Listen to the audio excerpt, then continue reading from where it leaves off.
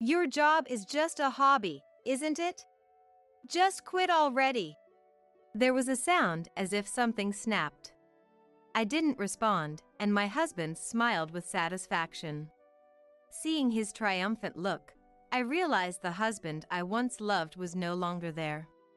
Expressionless, I faced my husband and extended something towards him.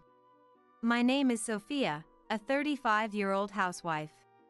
I have a 15-year-old daughter, Olivia, and my husband, Michael, making us a family of 3. Michael and I were childhood friends. Our families lived next door to each other. We started dating in college. Back then, when I was crying over being cheated on by a then-boyfriend, Michael was the one who stayed by my side. Our parents had always hoped we would marry, and were thrilled when we did. So much so, that when we announced our relationship, both families threw a celebration party. As working adults, we started living together, near our respective workplaces. I worked at a small design company, a budding illustrator with demanding days. As for Michael, he worked at a renowned local corporation. The company was known for its clean management practices, and even those in sales positions typically got to return home at regular hours. Before marriage, there was a discussion involving our parents. They suggested I change jobs, but Michael and his parents supported my career, and I continued until I became pregnant. Michael shared household chores with me. He'd take over when I was busy, never complaining. He'd leave notes when he went to bed first, and plan surprises for anniversaries and birthdays. Of course, I took over the chores during his busy periods. In this way, we supported each other. Our relationship smoothly continued, and we married in our 3rd year as working professionals. I got pregnant soon after marriage. It was around this time that Michael changed. Suffering from severe morning sickness, I retired early. I started spending more time at home. But being at home didn't mean I could move around much. From morning until bedtime, the nausea was relentless, and I often spent the whole day confined to the bathroom. I thought Michael would understand. But one day, as soon as he came home, he looked around the living room and said, "Wow, what's this mess? Hey, Sophia, what have you been doing all day?" Today, I felt too sick to move from the bed. Maria managed to keep the house clean even during her pregnancy, and she worked and cooked meals too. I wonder why you can't do the same, Sophia. I was speechless. Maria is the wife of his close friend. Her husband, William, is 3 years older than us and is also Michael's boss. Since the beginning of our marriage, we have been close as a couple. Of course, this includes Maria, his wife, as well. Maria, the same age as William, had no friends nearby as her family lived far away. Every time we met, she expressed her joy at being friends with me. William and Maria have a 10-year-old daughter. They were childhood friends too and incredibly got married as students at 18. They had a child while still in college. Both Maria and William attended a correspondence university, balancing childcare, studies, and part-time jobs with support from their families. Michael and I respected them for that. But I hated being compared to Maria. Why suddenly compare me to her? If I were well, I would have done it too. It's not about that. If you really wanted to, you could have done it. You're not sick all day, are you? Think about how I feel coming home to no dinner. With that, he went into the bedroom. Since then, he stopped doing any household chores. But only when we were alone. When guests came, he suddenly became cooperative. For instance, when my mother-in-law comes to help, he returns to doing chores as usual, just for that time. He actively cooks and starts hanging laundry. Then he says, "Sophia is pregnant, so we shouldn't push her too hard. It would be terrible if something happened. Besides, men should do their share of the household chores too." I thought, how can you say that? But I couldn't speak up, seeing how happy his mother was. However, as soon as she left, he abandoned everything he was doing. I helped today, so you can handle the rest, right? You've slacked off enough. I wasn't slacking off. Can't you at least finish what you started? Sophia, you should do it. You need to break the habit of taking it easy. Maria managed on her own, right? And since Mom is here to help, don't be too demanding. Every time I tried to argue, he would bring up Maria. No matter how many times I asked him to stop, it never changed. After our daughter Olivia was born, he started treating me like a housekeeper. He criticized everything, from the way I folded laundry, to the menu I cooked, even how I cleaned. He also began to meddle in our finances, reducing the budget for my cosmetics and clothes. I lost all freedom because of that.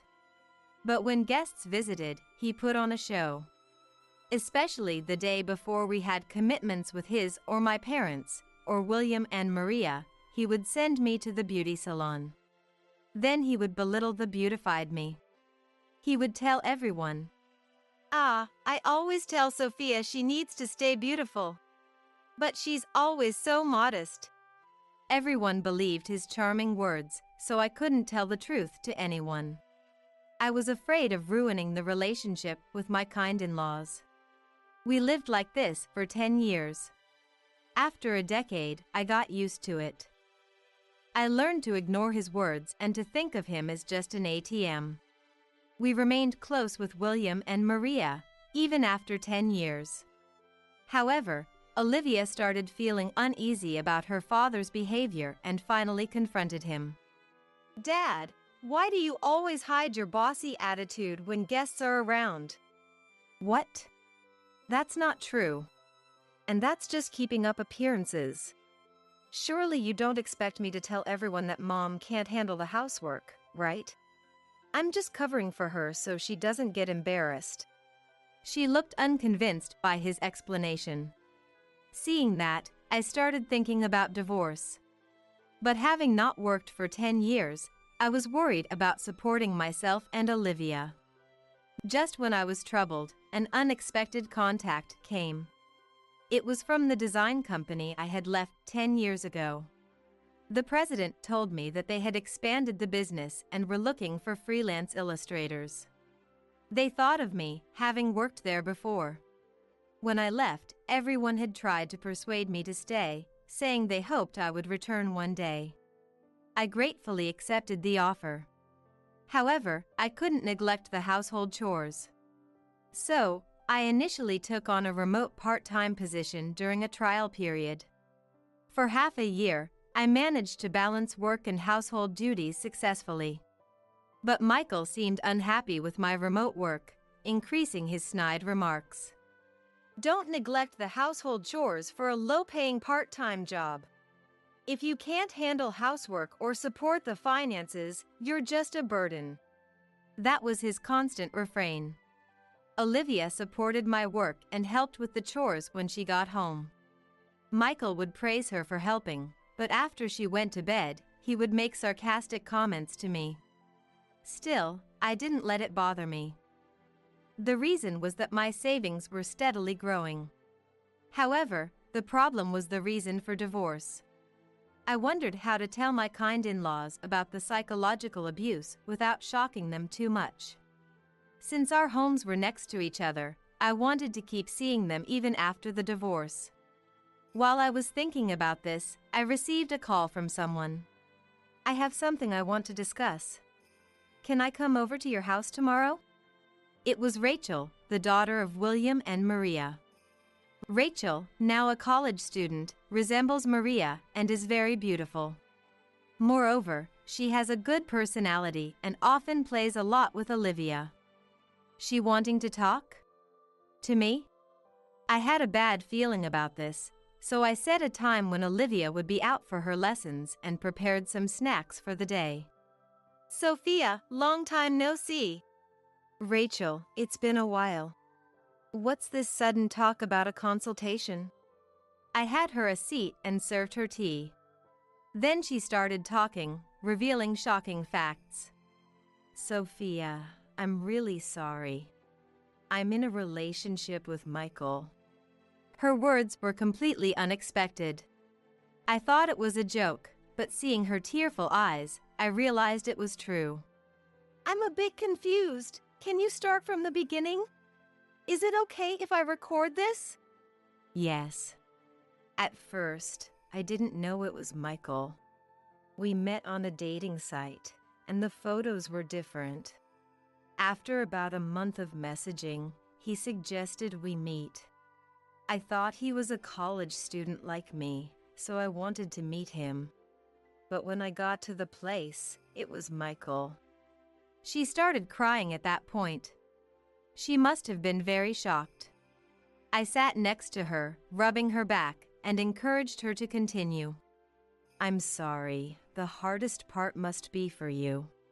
That's okay. Keep going. I want to know everything. Okay. At first, I thought Michael was there by coincidence, so I sent a message to change the meeting place. Then he approached me, recognizing me. He said, "Let's talk for a bit, as long as you don't tell Dad and Mom." He suggested going somewhere private and led me by the hand. She hesitated, clearly finding it difficult to continue. From her reaction, I understood where it was. It was a hotel. What happened then? I told him I wouldn't enter, but he threatened to expose everything if I didn't. I didn't want Dad and Mom to find out, so I agreed to just talk and went in. I could guess what came next. Her hands were trembling. I covered her hand with mine. She gathered her courage and told me everything. As soon as we entered the hotel room, he pushed me down and, after it was over, he took pictures of me, stunned, and said, "You know what will happen if you don't want to be exposed," and gave me money. It was the same thing from then on. I was so scared. She then broke down in tears. I stroked her while biting my lip. I couldn't believe Michael could do such a despicable thing. After crying, Rachel took an envelope from her bag. This is the money he gave me. It's $50,000 in total. He never spent money on you, but gave me this much, which is unacceptable. I don't have much savings, but I'll pay for the divorce trial deposit. I plan to talk to my parents after this. I don't expect them to forgive me. Just wait a moment. Let's go talk to your parents together. I'll keep this money for now. I wouldn't dream of asking you for a deposit for a divorce trial. In fact, Rachel, you're the victim here.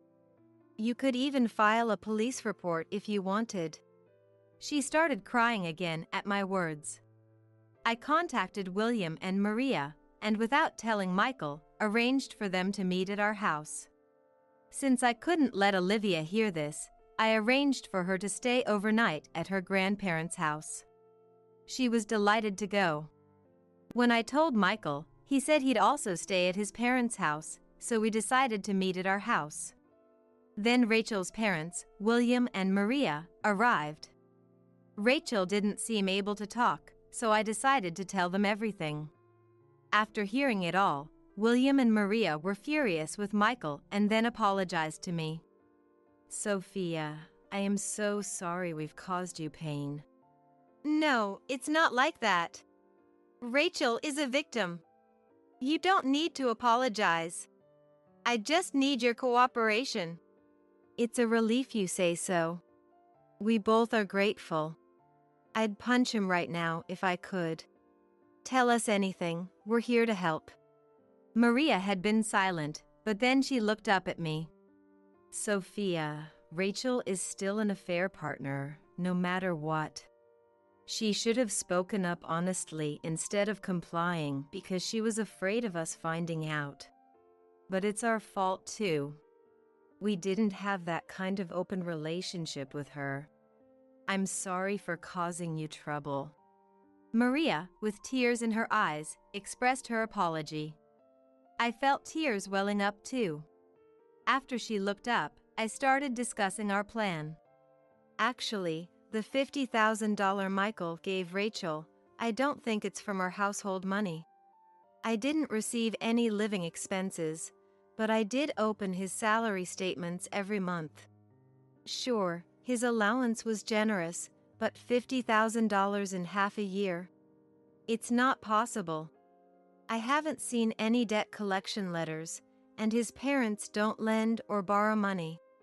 Yet, he actually handed over $50,000. Doesn't it sound suspicious? Hearing this, William seemed to have an idea and agreed to investigate. I got the dating site account details from Rachel and started monitoring it. We decided to have Maria act as an undercover agent to meet the account holder.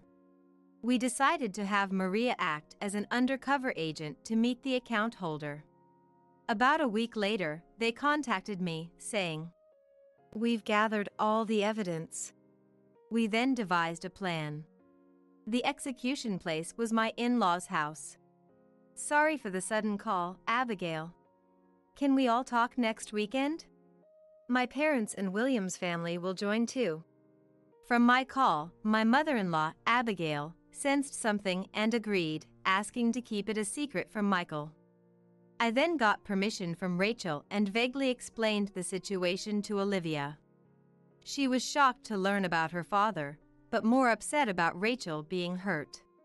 She had been dissatisfied with his attitude and promised to stay with me after the divorce. She also wanted to be present at the meeting. I hesitated, but respecting her determination, I agreed. On the day of execution, we headed to my in-laws' house. It's rare for William's family to join us. I wonder what it is, Michael said cheerfully. Apparently, Abigail told him she had something to discuss. When we arrived, William's family was also just getting there. Sorry for the sudden visit to your parents' house. Mom was sudden too. Hey Maria, you're as beautiful as ever. Love your outfit today. Unaware of the tension, Michael cheerfully chatted. Then he turned to Rachel. Rachel, long time no see. You've grown a bit, haven't you? More and more like Maria. Got a boyfriend yet? The atmosphere was tense at his words. She forced a smile and said, Come on, Michael. We just saw each other last week. Did we? Maybe we passed each other at the station. Caught off guard, he hastily changed the subject. We then all entered the house. Everyone sat down, and there was a moment of silence. It was broken by Abigail. So, Sophia, what's this talk you mentioned on the phone? You have something to talk about, Mom? Sophia? What's going on? I produced the salary statements and a divorce application. His parents looked at me in surprise. Michael, without even looking at the salary details, tore up the divorce application. Gathering everyone for some joke? Is it because you can't do housework lately? That's because you're scribbling pictures for a tiny allowance. Your job is just a hobby, right? Just quit it already. There was a sound as if something snapped. I didn't respond, and Michael smiled with satisfaction. Seeing his triumphant look, I realized the husband I once loved was no longer there. Expressionless, I faced and extended something towards him. You should recognize what this is immediately. What? How did you get this? No, it's not what it seems. What's different, I'd like to know. How will you explain being a comforter to your best friend's daughter? William's words left Michael speechless. The in-laws read the documents, looking pale. My father-in-law, Alexander, said, Michael, not only did you betray Sophia, but you betrayed your best friend and damaged his daughter. Michael, not only did you betray Sophia, but you betrayed your best friend and damaged his daughter. Explain yourself. Sophia, I'm sorry. I thought our foolish son was making you and Olivia happy.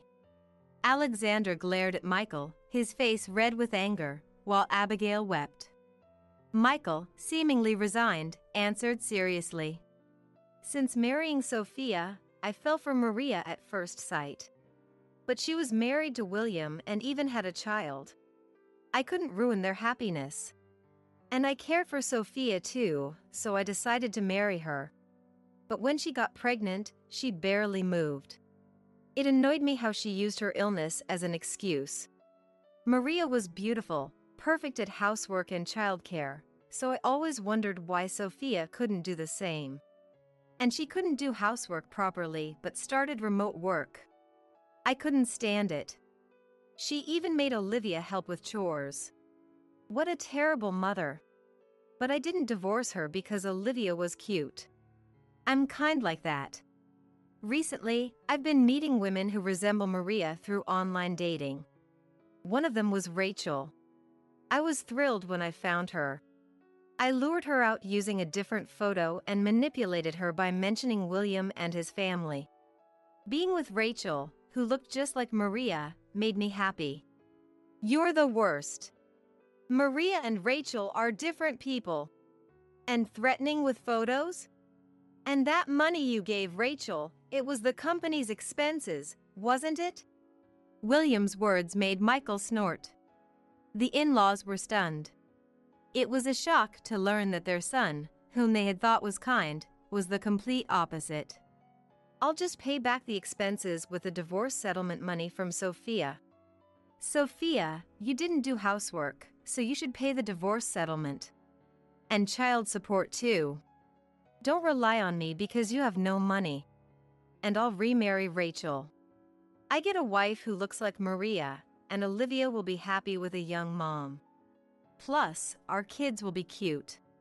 At Michael's words, Rachel gasped. He looked satisfied, seeing her scared. Dad, what are you saying? If there's a divorce, I'll go with Mom, and Rachel won't marry you. Besides, you're creepy. I hate you. Hey, did Mom tell you to say that? She has no income or house. Let's be a family with Rachel and me. Olivia, unsurprisingly, rejected Michael's pleas. She brushed off his hand and glared at him tearfully. Those are my feelings. You made Mom and Rachel cry. How could I like someone like you? You're gross, stay away. Hey, Sophia. What have you been telling her? Michael's anger was directed at me, not Olivia. I sighed and showed him the salary statements. I told her the truth. That you're a lowlife who preyed on your best friend's daughter.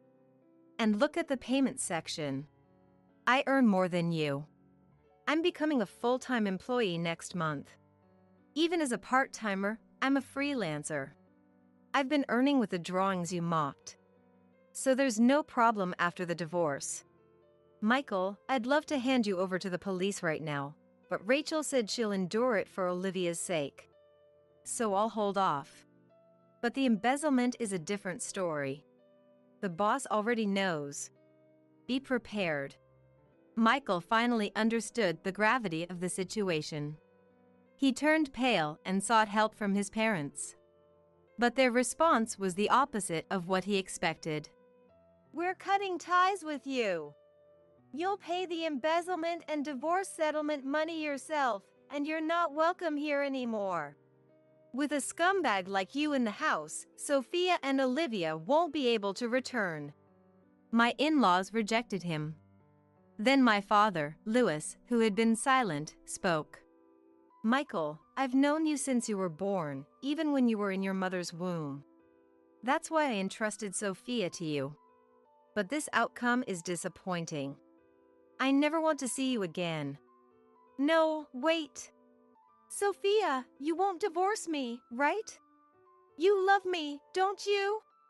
Michael, respecting my father, turned pale and looked at me. Then, unbelievably, he suggested reconciliation. He desperately clung to me, thinking I still loved him. I presented another divorce application. I want a divorce now. I don't love you anymore. I'll take all the savings as child support, so there's no need for property division.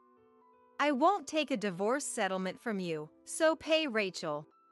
Oh, and what was that phrase? If you can't do housework or support the family, you're a burden. I'm returning those words to you. We don't need a burden in our future. Michael tried to retort, but no words came out. Glared at by everyone there, he reluctantly signed the divorce papers. Alexander, Abigail, even though I'm divorcing Michael, Olivia is still you two's granddaughter. Can we visit sometimes? Of course. We'd be honored if you two visit. Abigail, happy to see her granddaughter again, agreed. Then, they had Michael write a disinheritance document and kicked him out. He was fired from his job without making the embezzlement public. After handing over his savings to us, he was left penniless and now works day and night, living in a shabby house. The local rumors spread, leaving him friendless and without help.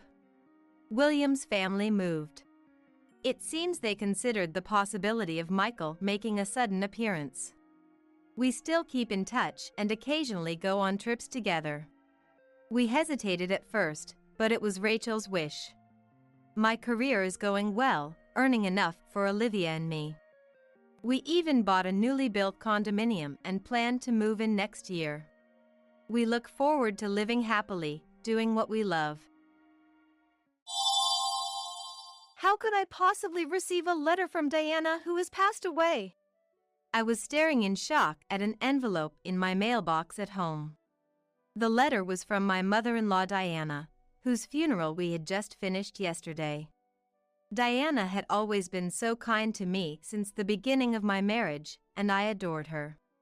We often dined out together and enjoyed shopping, becoming close friends despite the age difference. I was heartbroken when Diana passed away suddenly. Even after the funeral, I couldn't fully accept the reality of her death.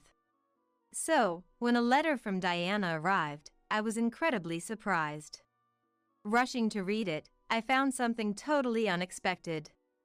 Firstly, the reason this letter came to me seems to be that Diana had asked the church's pastor to deliver this letter to me after her passing. It instructed me to open the closet in Diana's room at my in-laws' house, revealing a secret door. The letter detailed how to open this secret door. And at the end, it instructed me to open it alone. Checking the time, I knew that Jimmy, Diana's brother-in-law who lived with her, his wife, and their kids would all be out at school or work.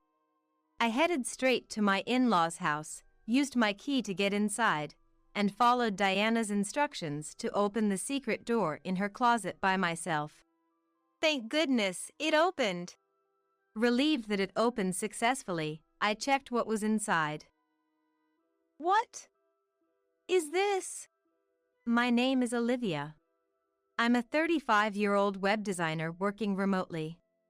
5 years ago, I married Fred, who is 4 years older than me, introduced by a friend, and we still have a great relationship.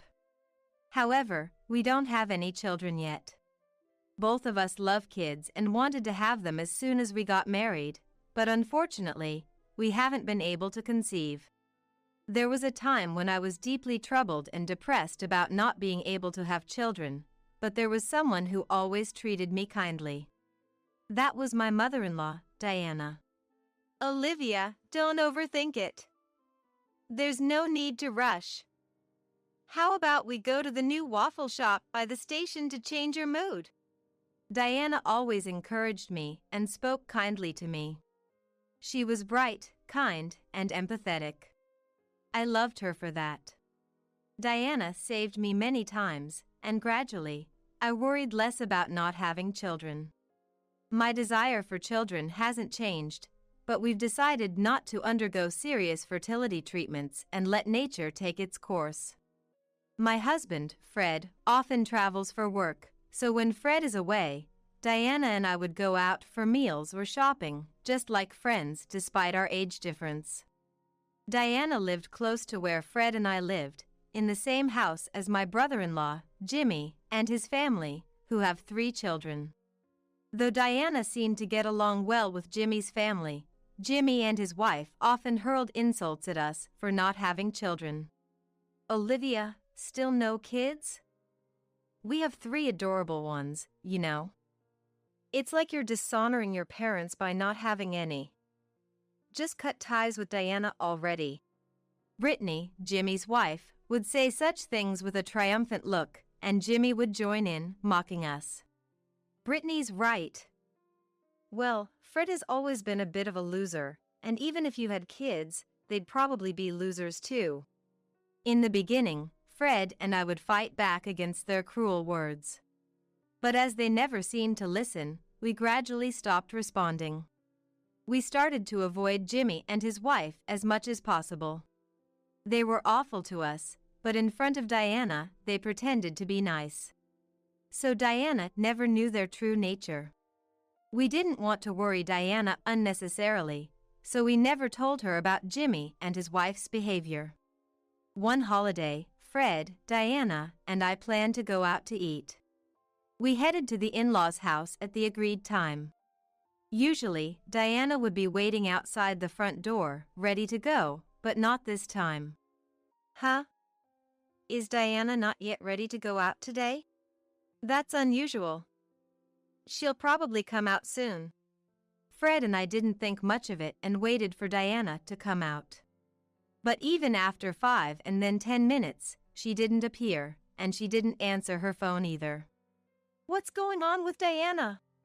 Getting worried, we decided to ring the in-laws' house doorbell. When there was no response, we used our spare key to enter. Hey, Mom! Fred called out as we entered, but there was no answer. Feeling uneasy, we hurried to find Diana and discovered her collapsed in a room.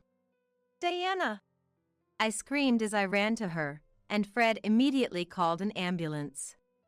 The in-laws' house was empty, as Jimmy and his family must have been out, leaving no one there but Diana. The ambulance arrived in about 8 minutes, and Diana was immediately taken to the hospital, but unfortunately, she passed away. It was a stroke. Fred and I couldn't accept the sudden departure of Diana from our lives. We both cried so much we thought we might run out of tears. However, there was much to be done, such as preparing for the funeral. We couldn't remain saddened and withdrawn forever. The funeral was to be a small affair with just close relatives and family, with Diana's eldest son, Jimmy, serving as the family representative. For Diana's sake, Fred and I began preparations in coordination with Jimmy. Yet, even as we contacted relatives and met with the church, I sensed an air of reluctance from Jimmy. He didn't seem to mourn Diana's death, but at the funeral, he fulfilled his duties as a family representative, at least minimally. However, after a brief chat with the relatives, I immediately called for Fred. Since I left the gathering so abruptly, the relatives looked at Jimmy with displeasure. Furthermore, at the meal with relatives after the funeral, Jimmy was the first to take his seat and showed no intention of standing up again. Even if Fred made greetings, he just drank beer. Brittany, too, was just drinking beer beside him. So Fred and I hurriedly went around to the relatives, thanking them for coming and sharing memories of Diana. Perhaps influenced by their parents' behavior, Jimmy and Brittany's 3 children were engrossed in their handheld gaming devices. Laughing loudly and playing with each other, an inappropriate behavior for a post-funeral gathering. None of Jimmy's family seemed to mourn Diana's death. The relatives must have sensed their attitude as they avoided speaking with Jimmy and his wife, choosing instead to share their farewells and memories with Fred and me. Even as the relatives' attitudes changed overtly, there was no change in Jimmy's family's behavior. They kept ordering beer after beer, talking about the inheritance and plans for vacationing during their break. It was disrespectful, considering how much Diana had done for them during her life. I couldn't help but look at Jimmy's family with disdain. The next day, Fred left early to take care of various formalities. Alone at home, I went to check the mailbox for the newspaper and noticed an envelope inside. Who could it be from? I picked up the letter to check, and to my surprise, it was addressed to me and the sender was none other than Diana. How could there be a letter from Diana? Surprised, I went back into the living room to open the letter. The letter contained something entirely unexpected. It appeared that Diana had arranged with the church's pastor to send this letter to me after her passing. The letter included instructions to open the closet in Diana's room at the in-laws' house, how to find and open a hidden door within the closet, and the contact information of a lawyer Diana had dealings with. The final instruction was to ensure I opened the closet alone. I read Diana's letter over and over. Though Diana was slender, her handwriting was large and forceful. Indeed, the powerful signature that seemed to embody Diana's very essence made me take a deep, refreshing breath. Deeply moved, I looked at the clock. 9 a.m. The in-laws' house should be empty now. I murmured to myself, quickly got ready, and headed to the in-laws' house. The children should be at school by now, and Jimmy and his spouse likely left early this morning. I saw on Brittany's social media this morning that she and Jimmy were going out together.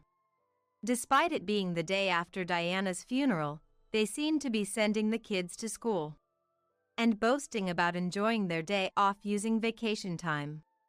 If that post was accurate, no one would be at the in-laws' house. I had to go now. I couldn't be sure when another chance would come. Using my key, I opened the door to the in-laws' house and entered slowly. The absence of Diana's welcoming smile made my heart ache. Holding back the pain in my chest, I went into Diana's room.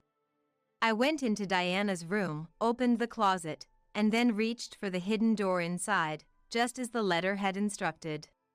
Thank goodness, it opened! I sighed in relief upon opening it successfully and checked what was inside. There, I found the items mentioned in the letter and an additional document. What is this? Looking at the documents, I felt Diana's love and was on the verge of tears. I wanted to stay and cry, but I knew I had to leave the in-laws' house quickly.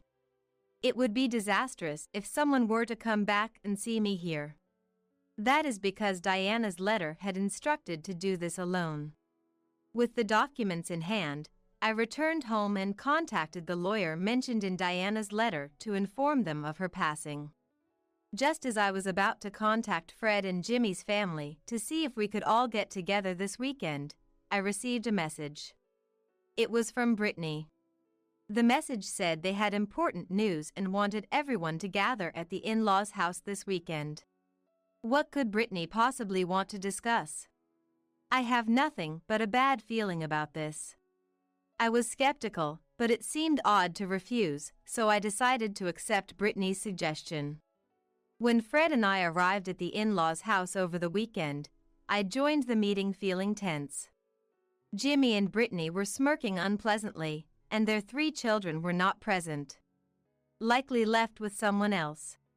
As soon as Fred and I sat down, they presented us with a document. This is Diana's will, Brittany declared confidently. The signature on the will was indeed Diana's, and it stated that all her assets were to be inherited by Jimmy and his wife.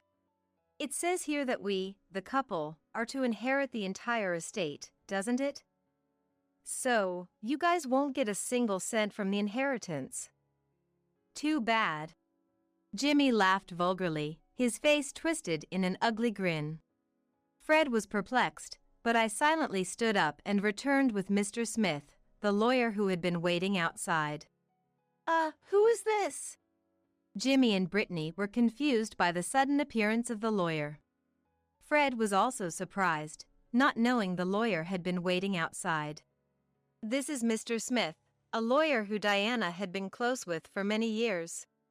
I introduced him briefly, and Jimmy and Brittany's expressions turned to anger. A lawyer? Why did you bring someone like that here? It was Diana's instruction. She wanted Mr. Smith to help with the property settlement agreement to make things smoother. Jimmy shouted. We don't need a lawyer. He slammed his hand on the table and gestured to Diana's will with his chin. Mom left a will. We don't need a lawyer with this. At that, Mr. Smith calmly raised his hand. Are you certain this document was entirely written by Diana herself? In response to that question, Jimmy raised his voice. Of course it is. Mr. Smith shook his head sadly at the scene. This cannot be recognized as a valid will. A holographic will must be entirely handwritten by the person themselves. Mr. Smith pointed out that the word will at the beginning and Diana's signature at the end were indeed handwritten. However, the rest of the document looked like it had been printed from a computer. The once noisy living room fell silent. In a panic, Jimmy reached for the will and brought it closer to himself. But that changed nothing. The printed, neat text remained unchanged. The handwriting of the signature and the rest of the document differs. Could this will have been forged? At Mr. Smith's suggestion, Jimmy and Brittany visibly trembled. What are you talking about? We would never do such a thing. Why are you being so paranoid? And even if it was forged, what then? Mr. Smith responded to Brittany's words. Forging a will is a serious crime. Jimmy and Brittany's faces turned pale. They were flustered, shouting incoherences and making excuses. At this moment, Mr. Smith delivered the crucial information. Olivia has a notarial will, so this will is invalid. What? Jimmy and Brittany were astonished, their eyes wide open. What's that? We weren't informed. The letter from Diana that I had received mentioned that a notarial will was hidden behind the secret door in the closet. We didn't know either until we received a letter recently. Diana revealed the location of this will in it. The letter contained not only practical matters but also explanations about why the notarial will was made and why it was disclosed to me. Diana had been feeling her health decline recently and prepared a will, but it seems she suspected that Jimmy and his spouse might tamper with it. I had assumed Diana was completely unaware of Jimmy and his spouse's true nature, but it appears Diana had some inkling of their greed for money. The notarial will stated that the estate was to be equally divided between Jimmy and Fred. What? How could she have prepared something like this? Jimmy and Brittany were in shock, their eyes wide with astonishment. At that moment, Jimmy seemed to have an epiphany and exclaimed loudly, That's right! But the beneficiary of Mom's life insurance is me, isn't it? It must be set to me, the eldest son. To Jimmy, who was shouting with his eyes blazing, I announced in a cold voice. In addition to the notarial will, Diana also entrusted me with a life insurance policy. I am named as the beneficiary. Inside the hidden door of the closet, there was not only the notarial will but also the life insurance policy. Jimmy and his wife stared at the notarial will and the life insurance policy in disbelief. I didn't hear about this. I don't know anything about this. It's normal not to be notified when the beneficiary of a life insurance policy is changed.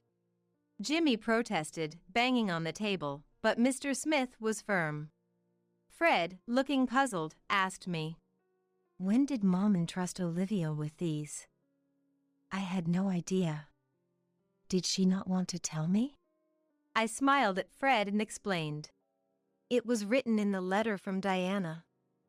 She wanted to tell you as well, but it was safer to entrust it to just me to avoid Jimmy and his wife catching on.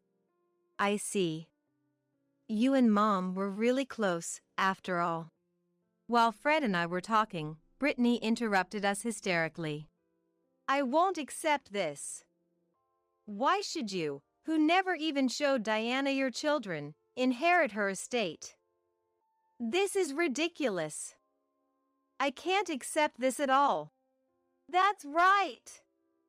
You childless ingrates don't deserve Mom's estate. We lived with her just for the inheritance. It's outrageous to split it. The entire estate should be ours. Jimmy, too, was red-faced and yelling. Brittany continued with her selfish claims. We have 3 children, you know? As compensation for not giving Diana grandchildren, you should relinquish the entire estate to us for our children's future. We, who gave her 3 grandchildren, are far more worthy than you. So, the estate should all be ours. Unfazed by Brittany's fervor, I calmly stated, What you're saying is nonsensical. Please calm down. Brittany, infuriated by my composed demeanor, yelled, Your smug attitude is infuriating. Just give us the money. Useless woman. As she screamed, Brittany lunged at me. Fred and Mr. Smith quickly intervened, but Brittany managed to punch me in the head before they could stop her. Ouch! Brittany's hands, adorned with several large rings, felt like brass knuckles, causing a dull pain that made me cry out. Stop it! Fred and Mr. Smith pulled Brittany away, but she, still unrestrained, reached out to me again in her frenzy. Give me the inheritance. I deserve it all more than you do. I have 3 children, after all. Brittany's eyes were bloodshot, her face demonic. Jimmy, encouraging Brittany in such a manner, an enraged Fred called the police. Go on, do it more. Soon after their arrival, Fred and Mr. Smith explained the situation to the police. Jimmy and his spouse were then taken away by the police. Left behind, Fred and I thanked Mr. Smith and decided it was best for him to go home for the day. What was supposed to be just a discussion about creating a property settlement ended up being a terrible ordeal. Fred and I solemnly agreed to visit later with some sweets as an apology. Fred was very concerned about me being hit by Brittany, but when I told him that the headache had completely subsided, he seemed relieved. Amidst the tumultuous developments, I muttered to myself, That was quite an intense experience. Then, Fred shared his thoughts with me. You know, Brittany always makes a big deal about her kids. She's always said how great she is for giving Mom 3 grandchildren. Don't you think she's too obsessed with money? Indeed, Brittany had always overly emphasized her children, and her greed for money earlier was intense. Well, yes. Even with the inheritance, Diana wanted to divide it equally, but Brittany wanting it all is a bit abnormal. The look on her face when she was hitting me was terrifying. Right? It's kind of abnormal. Fred fell silent, lost in thought. What's wrong? Is something bothering you? I asked, unsure of what Fred was getting at.